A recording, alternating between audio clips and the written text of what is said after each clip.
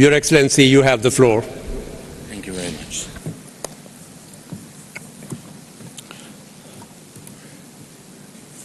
Mr. President,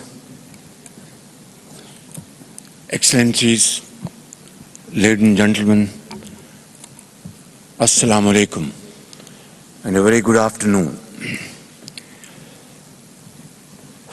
At the outset, I'd like to commend President Abdul Fattah al-Sisi for his wonderful leadership, hospitality in hosting this COP27 and the World Leaders Summit. To me and my country, this COP rings an alarm bell for humanity. It is the only platform where the survival of the human race as a goal still holds promise. It is also the forum where we as vulnerable countries take our case to the rich and the resourced to build common purpose for justice, carbon neutrality, and a roadmap to crucial policy resets needed in a world that is burning up faster than our capacity for recovery. Excellencies, I'm sure all of you must have heard about the catastrophic floods in Pakistan, which impacted 33 million people, the size of 3 European countries. More than half are women and children. Despite 7 times the average of extreme rain in the south, we struggled on as raging torrents from our melting glaciers in the north ripped out over 8,000 kilometers of metal roads, damaged more than 3,000 kilometers of railway track, and washed away standing crop on 4 million acres, and ravaged all the 4 nook and corners of Pakistan. An estimate of damage and loss has exceeded $30 billion. And this all happened despite our very low carbon footprints, and yet we became a victim of something with which we had nothing to do. And of course, it was a man-made disaster. Mr. President, the priorities of Pakistan have never been clearer. First, the global goal on adaptation needs to be prioritized, both in terms of financing and timelines. We are yet to see the promised half and half balance in adaptation and mitigation finance. The current financing gap is too high to sustain any real recovery needs of those on the front lines of climate catastrophe.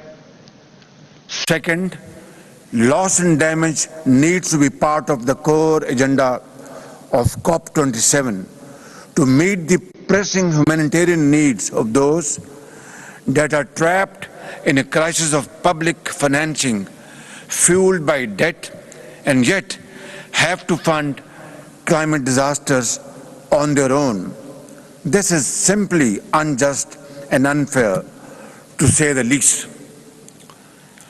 Third, Mr. President, climate finance must be clearly defined as new, additional and sustained resources with a transparent mechanism that meets the needs of developing and vulnerable countries with the speed and scale that is required. There should now be total clarity on what actually counts as climate transfer and what counts as development finance, for instance, as they often overlap. Excellencies, we have been talking for years, but have failed to even agree on the basics. Pledges made at the Copenhagen COP15 in 2009 for mobilizing $100 billion per annum by 2020 have still not been realized. They need to be enhanced given the increased frequency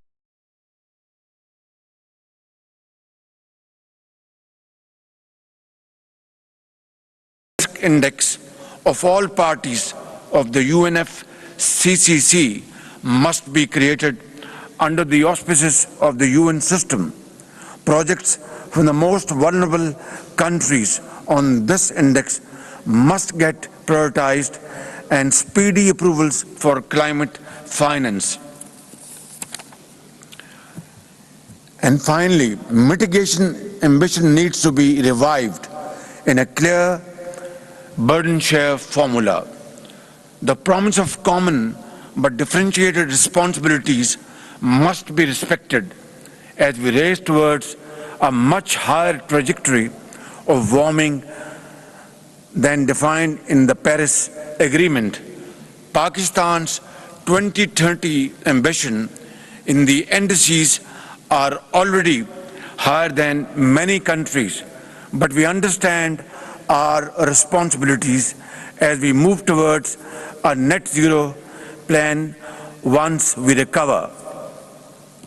Excellencies, unless there is a transformational shift in the flow of capacities, finance and technology that reverses the pyramid of climate capital, the bargain between the North and the South will not work.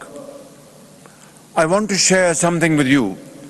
While we were grappling and fighting against this torrential floods which hit Pakistan very severely, we had to import wheat, palm oil, and of course, very expensive oil and gas, spending around about $32 billion to finance its import. On the other, we have repurposed, redirected our meager resources to meet the basic needs of millions of households affected by these devastating floods. We had to dish out about $316 million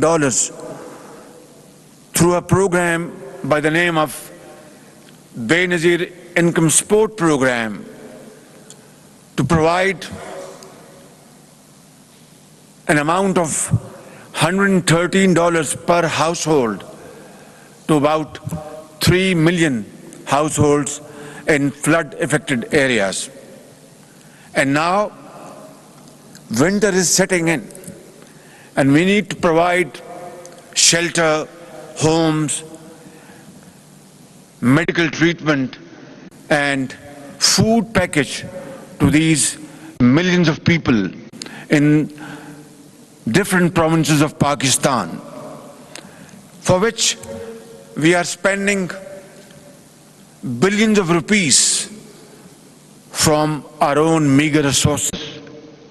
Now imagine, ladies and gentlemen, on one hand, we have to cater for our food security for the common man by spending billions of dollars. And on the other, we have to spend billions of dollars to protect flood-affected people from further miseries and difficulties.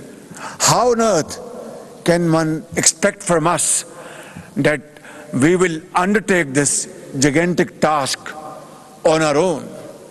Of course, we are thankful to international community for helping us in this difficult time, coming to our rescue through donations and through stuff which have been shipped through air freights and of course through sea routes. But the gap is humongous. The gap is widening by the day. Therefore, it is the duty and responsibility of Global North to understand our difficulties and our plight. We wouldn't want that tomorrow, God forbid, some other country should become a victim of this climate-induced disaster, and I call it man-made disaster. It is extremely important that if we have to fight and rebuild and repair our infrastructure, which has to be resilient and adaptive, then of course we can only do through additional funding, not through additional loans and debts, because this would be a financial death trap. I hope this conference will not only listen to this message loud and clear, but convey this to all who have the power and financial muscle to change the course of history loud and clear. And that is what this conference is meant for. Ladies and gentlemen, it is now or never. For us, there is indeed no planet B. I thank you for your patience. God bless you. Thank you.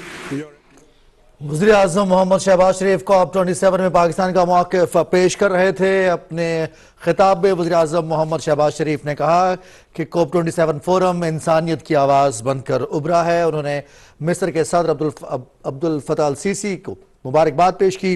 वज़ीराअज़म Mohammad Shahbaz शरीफ ने पाकिस्तान में सैलाब से होने वाले नुकसानात के हवाले से forum को आगाह किया। साथ ही साथ वज़ीराअज़म मोहम्मद शहबाज शरीफ कहते हैं कि तवील अरसे से हम इस बहस को जारी रखे हुए हैं, ताहम इसके ठोस नताइज बरामद नहीं हो रहे। पाकिस्तान का कार्बन में अखराज 1% से भी कम है, लेकिन पाकिस्तान को जो खमियाजा भुगतना पड़ा है उसकी नौयत, उसकी शिद्दत बहुत ज़्यादा है। इस मौके पर वज़ीर-ए-आज़म मोहम्मद शहबाज शरीफ ने दुनिया के तरक्की याफ्ता और अमीर ममालिक से मुतालबा किया एक ग्लोबल रिस्क इंडेक्स के क़याम के हवाले से, जो कुदरती आफात, नागहानी आफात से निमटने में तरक्की पजीर और कम तरक्की याफ्ता ममालिक की मदद कर सके। वज़ीर-ए-आज़म मोहम्मद शहबाज शरीफ कहते हैं कि मुश्किल वक्त में आलमी बरादरी ने जिस तरह से पाकिस्तान की मदद की उस पर हम मशकूर हैं। ताहम पाकिस्तान के लिए इस वक्त 3 करोड़ 30 लाख से ज़्यादा अफराद की बहाली का चैलेंज दरपेश है। हमें गंदम, पाम ऑयल और दीगर अशिया इंपोर्ट करना पड़ रही हैं। इंपोर्ट बिल है। दूसरी जानिब उन तमाम लोगों की बहाली, ये 2 बड़े चैलेंजेस हैं और पाकिस्तान अकेला इन तमाम चैलेंजेस पर काबू नहीं पा सकता। इसके लिए आलमी बरादरी को आगे आना होगा। COP27 के अगराज़ व मकासद के हवाले से वज़ीर-ए-आज़म मोहम्मद शहबाज शरीफ ने इस उम्मीद का इजहार किया कि इस COP27 के नताइज मुस्बत बरामद होंगे और आइंदा माहौलियाती तब्दीली की वजह से होने वाले नुकसानात पर पूरी दुनिया मिलकर उनका सामना करेगी। वज़ीर-ए-आज़म मोहम्मद शहबाज शरीफ ने पाकिस्तान में होने वाले नुकसानात के हवाले से तखमीना भी शेयर किया। उन्होंने बताया कि वज़ीर-ए-आज़म मोहम्मद शहबाज शरीफ ने